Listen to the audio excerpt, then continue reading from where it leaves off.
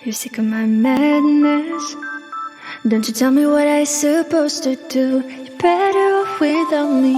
Don't you tell me what I supposed to do when I'm walking on the streets half naked. It's part बिस्मिल्लाहिर्रहमानिर्रहीम। अस्सलाम वालेकुम। तो क्या हाल चाल है आप सबके? उम्मीद है बहुत अच्छे होंगे और बहुत मज़े में होंगे और मेरी तरह ना इस टाइम आप सब भी रमज़ान की तैयारियों में ही लगे हुए होंगे। तो बस रमज़ान जैसे जैसे करीब आते जाते हैं ना, तो आपके घरों में, आपके आसपास और आपके हर जगह ना रौनकें, बरकतें और रहमतें नज़र आने लगती हैं, ज़ाहिर होने लगती हैं, माशाल्लाह अल्हम्दुलिल्लाह। तो बस जैसे जैसे रमज़ान करीब आ रहे हैं वैसे वैसे रमज़ान की हर तरह से तैयारी अल्हम्दुलिल्लाह चल ही रही है। तो आज की मेरी वीडियो भी रमज़ान स्पेशल है कि आपके जो छोटे छोटे से काम होते हैं ना, जो आप रमज़ान से पहले करके रख सकते हैं, बहुत ज़्यादा दिन पहले नहीं लेकिन कुछ दिन पहले करके रख सकते हैं, जिससे आपका रमज़ान वाला टाइम जो है वो सेव हो जाता है और वो बचा हुआ टाइम आप अपनी रमज़ान की इबादत में लगा सकते हैं, जो कि रमज़ान का असल और मेन मकसद है। तो हमें अपना लगाना है सारा ध्यान अपने रमज़ान में, अपनी इबादत में, अपने रोज़ों में। तो उसके लिए जो छोटी मोटी तैयारियां हैं ना, वो हमने पहले से कर लेनी है। तो भैया सबसे मुश्किल जो काम होता है ना रमज़ान का, वो है आपकी ग्रॉसरी शॉपिंग। क्या लेना है, क्या नहीं लेना, क्या ज़्यादा लेना है, क्या कम लेना है, और उसका हिसाब किताब लगाना ना बड़ा मुश्किल होता है, क्योंकि पूरे मंथ के लिए आपको स्टोर करके रखना होता है। बीच में भी मतलब हिम्मत नहीं होती कि लिस्ट बनाई जाए या कुछ और मंगाया जाए। तो मेरा तो ये रहता है कि रमज़ान से पहले ना मैं अपनी सारी ग्रॉसरी ख़त्म कर लूँ, कि जो भी मुझे चीज़ चाहिए थोड़ा एक्स्ट्रा ही आ जाए, कम ना आए। तो मैंने उस हिसाब से इस बार ना अपनी सारी ग्रॉसरी शॉपिंग कर ली है अल्हम्दुलिल्लाह। तो वो मैं आपके साथ शेयर कर रही हूँ कि किस तरह से मैंने अपनी ग्रॉसरी शॉपिंग की है। तो इस बार रमज़ान के लिए मैंने अपनी ग्रॉसरी लिस्ट कुछ इस तरह बनाई थी कि जो हमें इफ्तार के लिए सामान चाहिए होता है ना, उसकी लिस्ट मैंने अलग बनाई थी, और जो हमारा डेली रूटीन में मंथली ग्रॉसरी आती है उसकी लिस्ट मैंने अलग बनाई थी, क्योंकि मंथ भी बिल्कुल स्टार्ट हो चुका है तो सारी चीज़ें आनी ही थी और रमज़ान वाली ग्रॉसरी भी आनी थी। तो फिर मैंने दोनों अलग अलग लिस्ट बनाई। ये जो टाइम चल रहा है ना, तो वो बच्चों के एग्ज़ाम टाइम चल रहा है, तो इस टाइम ना बच्चे लंच प्रॉपर लेके नहीं जाते और बस स्कूल जल्दी ओवर हो जाता है। मुझे लगता है सभी के बच्चे नहीं लेके जाते होंगे, क्योंकि कितनी जल्दी घर आ जाते हैं एग्ज़ाम के बाद ना। तो लेकिन थोड़ा सा नाश्ता, थोड़ा सा नमकीन, कुछ बिस्किट, ये सारी चीज़ें, ड्राई फ्रूट ना, ये मैं अलग बास्केट में करके रख ली हूँ। और मैंने कैसे ये सारी ग्रॉसरी ऑर्गेनाइज़ की है ना, तो वो भी एक बड़ा मुश्किल काम है। जब आपने लिस्ट बना ली, फिर आपने ग्रॉसरी ऑर्डर कर दी, फिर वो सारी आ गई, फिर उसमें चेक किया ही आया है, क्या गलत आया है, जो हमने ऑर्डर किया था वही आया है या कुछ और आया है, क्योंकि मैं अपनी सारी ग्रॉसरी अमेज़ॉन फ्रेश से ऑर्डर करती हूँ। तो घर बैठे सारी चीज़ें आ जाती हैं और आपका जाने वाला जो टाइम है ना, वो सेव हो जाता है। और रमज़ान में और वैसे भी सारे दिनों में ना आपके पास टाइम की, मुझे लगता है सबके पास टाइम की दिक्कत रहती होगी। इतना बिजी शेड्यूल रहता है ना हम हाउसवाइफ का, कि मतलब सारा दिन हमारा कहाँ लग जाता है, मेड लगी है, काम सारे हो रहे होते हैं, लेकिन फिर भी बहुत बिजी रहता है। और बस मैंने अपनी ये सारी ग्रॉसरी सेट करके रख ली। भाई मुझे ऐसा लगता है कि रमज़ान के महीने में ना सबके घरों में, सबके किचन में सबसे ज़्यादा यूज़ होने वाला और मेन आइटम जो होता है ना, वो होता है ऑयल।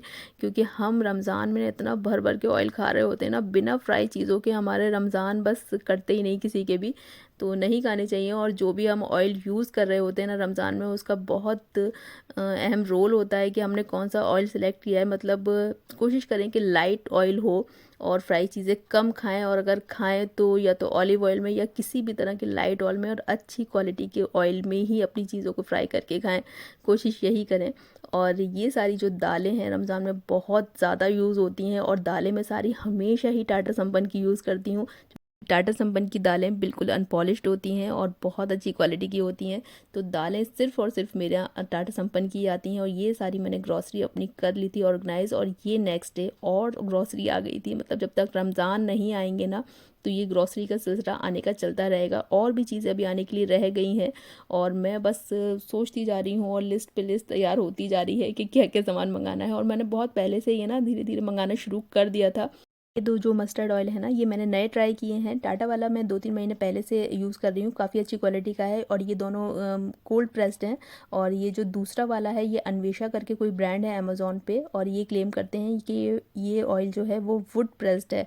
मतलब एक कोल्ड प्रेस्ड ऑयल हो गया, जो कि बहुत धीरे धीरे स्लोली निकाला जाता है, और बहुत इसकी जो भी पोषक तत्व हैं वो इसी में रहते हैं। और वो जो दूसरा वाला है वो क्लेम करते हैं कि वो वुड प्रेस्ड है और काफ़ी महंगा इन्होंने दिया है। अभी मैंने इसको यूज़ नहीं किया, अभी मैं यूज़ करके देखूँगी कि वाकई ये है भी या नहीं। और नई नई चीज़ें ग्रॉसरी में ट्राई करना और उसका एक्सपीरियंस करना, ये मेरे हस्बैंड का शौक़ है। तो वो बहुत सारी नई नई चीज़ें, महंगी सस्ती सारी चीज़ें ना वो ट्राई करते रहते हैं। और ऑयल और घी, इन सारी चीज़ों में तो उनका मतलब एक उनकी रिसर्च थी ना हमेशा चलती रहती है कि कौन सी ज़्यादा अच्छी हैं तो वही मंगाए जाएँ। जाहिर सी बात है कि अपने खाने पीने की चीज़ों की क्वालिटी के साथ ना हमें कभी कॉम्प्रोमाइज़ नहीं करना चाहिए। ज़िंदगी में कहीं कुछ और कॉम्प्रोमाइज़ करना पड़ जाए कि कहीं घूमने फिरने में, कहीं पहनने ओढ़ने में, अल्लाह ना करे तो वो हम कॉम्प्रोमाइज़ कर लें, लेकिन खाने पीने की चीज़ों में नहीं। बस अब सारी ग्रॉसरी मैंने अल्हम्दुलिल्लाह अपनी सेट कर ली है, तो मेरा किचन भी बस साथ साथ सेट होता जा रहा है। और किचन जो आपको ये पीछे खाली खाली दिख रहा है ना, वो इसलिए कि साथ साथ किचन की ना क्लीनिंग भी चल रही है रमज़ान के लिए, तो वो वीडियो भी आएगा इंशाल्लाह। तो बस किचन पूरा खाली खाली इसीलिए लग रहा है। और बस सारी चीज़ें मेरी अब किचन की ग्रॉसरी जो है वो ऑर्गेनाइज है अल्हम्दुलिल्लाह। आज मैं आपके साथ शेयर करूंगी अपनी कुछ प्री रमज़ान प्रिपरेशन, और जो कि आप पहले से करके रख लेना। और बहुत ज़्यादा पहले से नहीं, हमेशा से मैं आपसे कह रही हूँ बार बार कि बहुत पहले से नहीं, लेकिन थोड़ा पहले से, आप रमज़ान से थोड़े दिन पहले आप अपना ये सब कुछ करके रख लेना, तो वाकई रमज़ान में आपका बहुत सारा टाइम सेव हो जाएगा। रमज़ान में हमें सिर्फ अपना टाइम ही बचाना है और सही जगह लगाना है इंशाल्लाह।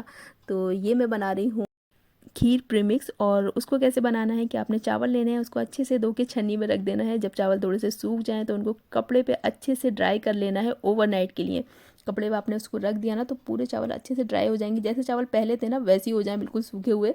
और उसके बाद चावल को हमने एक मिक्सी के जार में डालना है और थोड़ा सा दरदरा सा पीस लेना है। और थोड़ी सी इलायची अलग छोटे जार में लेके ना उसको भी दरदरा पीस लेना है। दोनों को करना है मिक्स।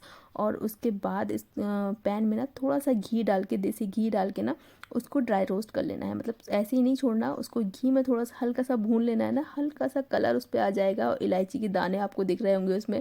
और साथ साथ ना मैं आपको इससे खीर बना के भी दिखाऊंगी, क्योंकि अगर कोई चीज़ बनाई है तो उसको ट्राई और टेस्ट भी तो किया जाए ना। तो साथ साथ मैंने खीर बनने के लिए भी रख दी थी। तो ये 2 किलो दूध था करीब, और उसमें बस 3 चम्मच ये जाएगा। और इतनी ज़बरदस्त इससे खीर तैयार होगी ना। ये तो मैंने अभी बनाया तो थोड़ा सा टाइम लगा था, प्रीमिक्स बनाया फिर मैंने खीर बनाई। अब ये मेरे पास अल्हम्दुलिल्लाह फ्रिज में है, तो कभी भी निकालो और खीर बना लो। तो बहुत आसान हो जाता है। रमज़ान में खीर वीन बनानी अगर पड़ जाए ना तो बड़ा झंझट लगता है। तो अगर आपके पास ये प्रीमिक्स होगा ना, तो इधर दूध रखा और इधर प्रीमिक्स डाला और चीनी डाली और आपकी खीर ना फटाफट से तैयार हो जाएगी। और इधर मैंने थोड़ा सा ना ज़ाफ़रान भी सोख करके रख दिया था डालने के लिए, वो भी डाल सकते हैं आप। और ड्राई फ्रूट अगर इसमें आप थोड़े से पीस के डालेंगे ना तो उसका टेस्ट बहुत अच्छा आएगा इस वाली खीर के साथ। और कट करके भी डाल सकते हैं, लेकिन मैंने हल्के से पीस के डाले थे ना तो बहुत ज़बरदस्त खीर ये बनती है। तो रमज़ान के लिए आप ये प्रीमिक्स ज़रूर ट्राई कर सकते हैं, बना के रख सकते हैं और अपने टाइम को सेव कर सकते हैं। और मतलब रमज़ान में ना ऐसी खीर वीर बनाना और मतलब अच्छी और हेल्दी चीज़ें बनाने पे ना हमारा ध्यान नहीं जाता, क्योंकि वो थोड़ा सा टाइम कंज्यूमिंग होती हैं। और जो टाइम कंज्यूमिंग चीज़ें होती हैं ना वो रमज़ान में बनाने में मतलब मुश्किल तो होती है। तो ये सारी चीज़ें अगर पहले से बनी हुई होंगी ना तो एक हेल्दी ऑप्शन रहेगा कि आप कभी भी खीर बना के खा सकते हैं। ये बन गई थी हमारी बहुत ही ज़बरदस्त वाली इंस्टेंट खीर, प्रीमिक्स वाली खीर। तो अगर ये प्रीमिक्स आपके पास फ्रिज में रखा हुआ है ना तो बहुत इजी हो जाएगा, आप कभी भी खीर बना सकते हैं, रमज़ान में भी कोई झंझट नहीं लगेगा।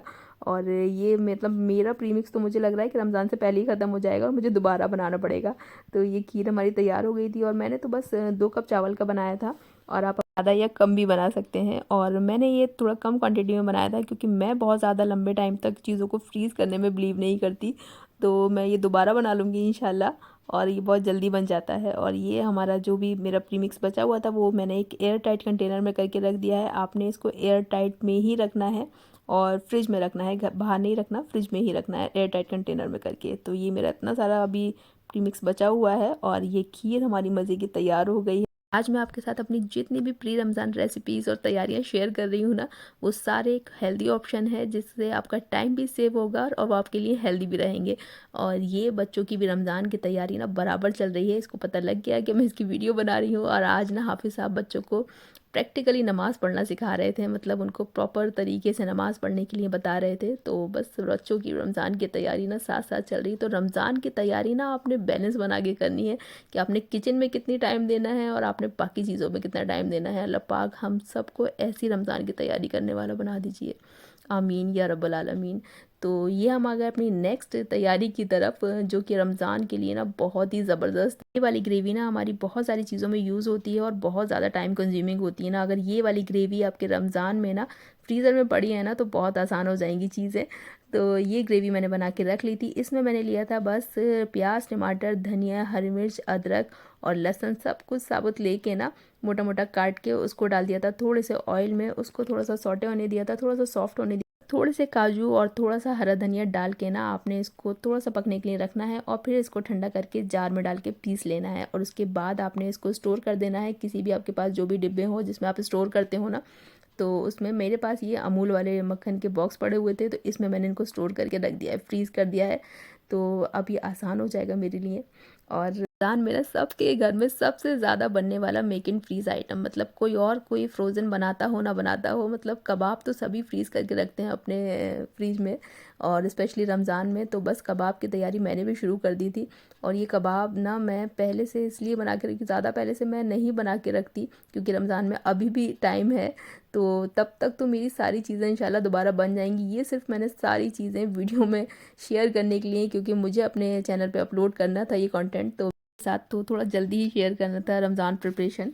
तो बस ये मैंने सारी चीज़ें कर ली हैं और अगर ये ख़त्म हो जाती हैं तो मैं इंशाल्लाह दोबारा बनाऊंगी। और बाकी सारी चीज़ें भी जो मेक इन फ्रीज़ आइटम होंगे थोड़े बहुत वो मैं बनाऊंगी, तो 2-3 दिन पहले बनाऊंगी, तो वो मैं वीडियो अपलोड करूंगी इंशाल्लाह। और रमज़ान में इस बार मैंने सोचा है कि गाजरें अभी तक चल रही हैं, सर्दी का मौसम थोड़ा बहुत बना हुआ है ना, तो गाजर का हलवा क्यों ना स्टोर कर लिया जाए। तो गाजर का हलवा मैंने थोड़ा सा बना के रखा है और ये मैंने स्पेशल रमज़ान के लिए बना के रखा है। और अगर ये चल जाए रमज़ान तक, क्योंकि अभी भी रमज़ान में टाइम ही है, लेकिन ये सारी चीज़ें मैंने रमज़ान के लिए ही सोच के रखी हैं। और बहुत आसान हो जाएगा अगर आपके फ्रिज में ये सारे मीठा और कबाब और ये सारी चीज़ें आपकी पहले से तैयार होंगी ना, तो आपका टाइम बचना ही बचना है और स्ट्रेस भी नहीं रहेगा जो साथ में रहता है ना, कि अब सहरी में क्या होगा, कि अब शाम में क्या होगा। तो बहुत सारी चीज़ें अगर आपकी फ्रिज में रखी हैं तो आसान हो जाती हैं चीज़ें और टाइम बचता है आपका। तो हलवा भी मेरा बन गया था, कबाब की तैयारी और हलवा बिल्कुल रेडी है मेरा।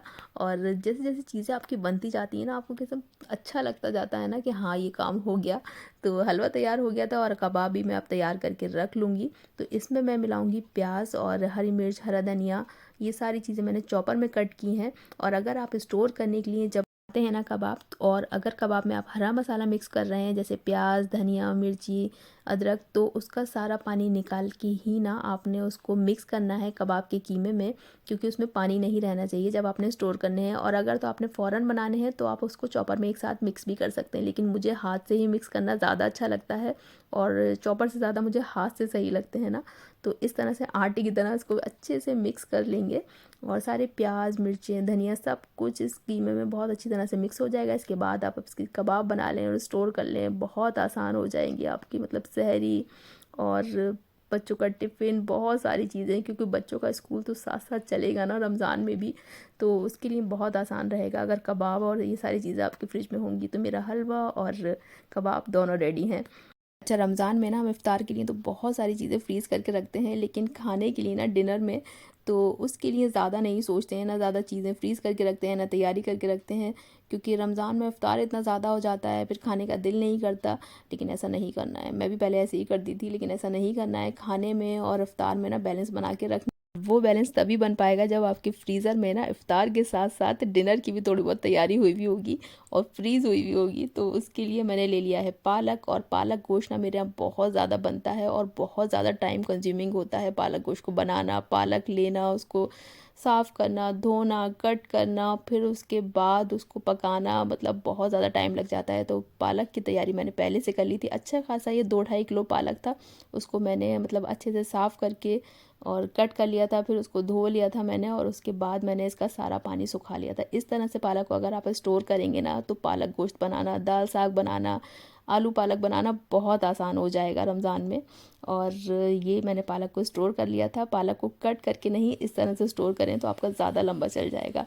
और अगर आपने बड़े का गोश्त फ्रिज में स्टोर करना है तो उसके लिए आपने करना है कि उसको सारा दिन के लिए या सारी रात के लिए पानी में भिगो के रख दें, जिससे उसका सारा ब्लड ना अलग हो जाएगा, गोश्त एकदम साफ़ हो जाएगा, स्टोर करने के लिए बिल्कुल रेडी रहेगा। और स्टोर हमेशा गोश्त ना आप प्लास्टिक बॉक्स में या किसी भी एयर टाइट बॉक्स में ही करके रखें, जिप लॉक बैग में नहीं, क्योंकि उसकी स्मेल नहीं जाती और वो जिप लॉक बैग दोबारा यूज़ करने के लायक नहीं रहता। तो बॉक्स है ना ये ख़राब नहीं होते और ये इसमें काफ़ी दिन तक गोश्त आपका आराम से स्टोर सही से रहता है और ये बॉक्स दोबारा आसानी से यूज़ हो जाता है, ख़राब भी नहीं होता। अच्छा, ये जो पालक मैंने तैयार करके रखा था और ये जो गोश्त है, अगर इस तरह का भुना हुआ गोश्त आप पहले से बना के रख ले, जो कि मैंने पहले से एक साथ बना के रख लिया था, इसको मैंने 2-3 बार यूज़ किया। बेसिक भुना हुआ जो गोश्त होता है ना, जिसमें आप लहसुन, अदरक, प्याज और बस धनिया, मिर्ची, हल्दी, नमक डाल के जो बनाते हैं, उसमें आपकी बहुत सारी चीज़ें बन जाती हैं। कोई भी सब्ज़ी वाला सालन और कुछ भी आप उस पर डाल सकते हैं। जैसे कि अब मैंने पालक गोश्त बनाया तो सेम चीज़ें थी उसमें भी, और अब ये मैं बना रही हूँ हलीम। तो वही मैंने गोश्त लिया, दोबारा से उसको गर्म किया और मतलब बना के मैंने पहले रख लिया था और वही मैंने हलीम में डाल दिया। तो बहुत आसान हो जाएंगी चीज़ें अगर इस तरह का गोश्त आप बना के रख लें। मैं बना के रखूँगी इंशाल्लाह बिल्कुल रमज़ान से एक दिन पहले। तो ये भी मैंने अभी 2-4 दिन के लिए बना के रखा था, तो बहुत आसान हो गया था मेरा। हलीम भी बना उससे, पालक गोश्त भी बना उससे, आलू गोश्त भी बना, तो बहुत सारी चीज़ें बन जाएंगी अगर आप भुना हुआ गोश्त इस तरह से बना के रख लें। रमज़ान में सिर्फ इफ्तार की तैयारी नहीं, थोड़ी बहुत डिनर और सहरी की तैयारी भी करके रखनी है। ये मैं बच्चों के स्कूल के लिए टिक्का रोल की स्टफिंग तैयार करके रख रही थी, क्योंकि रमज़ान में बच्चों के टिफ़िन के साथ बहुत नाइंसाफ़ी होती है। मतलब हम फिर बस कुछ भी बच्चों को दे रहे होते हैं, कभी जैम ब्रेड, कभी न्यूटेला ब्रेड, तो ऐसा नहीं है। एक आध चीज़ आपको बच्चों के स्कूल के लिए भी तैयार करके रखनी है। इस तरह की कोई भी चिकन वाली स्टफिंग ना आपके बच्चों के स्कूल के लिए भी और आपकी सहरी के लिए भी बहुत काम आती हैं, तो एक आध ये ज़रूर बनी हुई होनी चाहिए। और धनिया भाई इस बार मेरे यहाँ बहुत ज़्यादा आ गया था, अभी रमज़ान से पहले इतना ज़्यादा धनिया इकट्ठा हो गया। तो थोड़े से धनिया की तो मैंने चटनी बना ली, बाकी ये बहुत सारा धनिया जो बच गया था ना, इसको मैं स्टोर करूँगी कैसे, टिश्यू पेपर में रोल करके। अगर आप धनिया को स्टोर करेंगे ना तो काफ़ी दिन तक आपका धनिया चल जाता है, ख़राब नहीं होता। तो बस यहीं तक थी आज की मेरी ये प्री रमज़ान प्रिपरेशन वीडियो। और अब जो मैं इफ्तार के लिए मेक इन फ्रीज़ आइटम बनाऊंगी तो उसकी वीडियो इंशाल्लाह शेयर करूंगी आपके साथ। मेरी किचन में क्या तैयारी चल रही है रमज़ान के लिए, क्या डीप क्लीनिंग चल रही है, क्या ऑर्गेनाइजेशन चल रही है और क्या चीज़ें मैंने नई ख़रीदी हैं रमज़ान के लिए, वो सब भी मैं आपके साथ शेयर करूँगी इंशाल्लाह। तो अगर आज की ये वीडियो आपको अच्छी लगी हो तो प्लीज़ वीडियो को लाइक, चैनल को प्लीज़ सब्सक्राइब। लेकिन ये सब तैयारियां करते हुए ये हमेशा ध्यान रखना है हमें कि सिर्फ ये रमज़ान की तैयारियां नहीं हैं। अल्लाह हाफिज़।